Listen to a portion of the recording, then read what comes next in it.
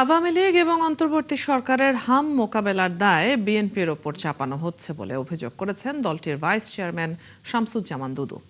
সকালে জাতীয় প্রেসক্লাবে জাতীয়তাবাদী ফার্মেসি অ্যাসোসিয়েশনের প্রতিষ্ঠাবার্ষিকীর অনুষ্ঠানে তিনি এই অভিযোগ করেন। এ সময় দুদু বলেন, জামায়াত নিজের অপকর্মের দায় সরকারের ওপর চাপানোর চেষ্টা করছে। তার দাবি, জামায়াত মিথ্যা ছাড়া ভালো চিন্তা করতে পারে না। বলেন, অন্তর্বর্তী সরকার দেশের সকল শিক্ষা প্রতিষ্ঠান জামায়াতের হাতে তুলে দিয়েছিল।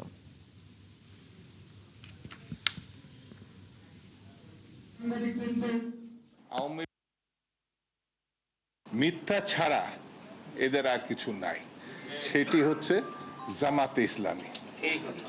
যারা জামাত এবং ইসলামকে নিয়ে এক ধরনের ব্যবসা করে।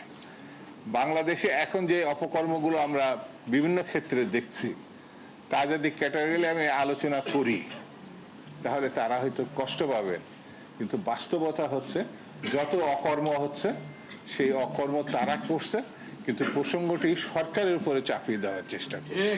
আওয়ামী লীগ আমলেরও অনেক ব্যর্থতার একটি হচ্ছে এই হাম। আওয়ামী লীগ, অন্তর্বর্তীকালীন সরকার ব্যর্থতাটা এখন বিএনপির ঘাড়ে এসে পড়েছে।